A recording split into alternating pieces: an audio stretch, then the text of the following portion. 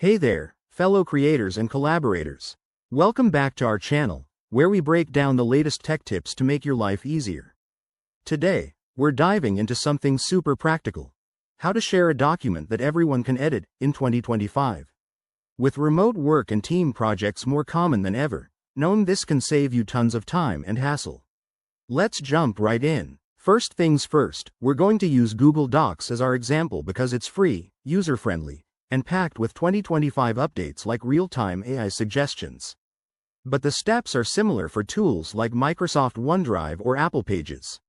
Start by opening your document in Google Docs. If you don't have one, create a new doc. It's as easy as clicking that colorful plus icon. Once your document is ready, look for the Share button in the top right corner. It looks like a person with a plus sign. Click it. This opens up the sharing settings. Now, here's where the magic happens. In the sharing dialog, you'll see options to add people. Type in their email addresses or generate a shareable link. But wait, don't forget to set the permissions. Under the drop-down next to each email or for the link, select Editor, so they can make changes, not just view it. After that, you can add a quick message to let them know what you're sharing, like, "Hey team, let's collaborate on this." Then, hit Send or Copy Link to share it via email, chat, or wherever. In 2025, Google Docs even has enhanced features like automatic conflict resolution, so if multiple people edit at once, it handles merges smoothly. A few pro tips to make this even better.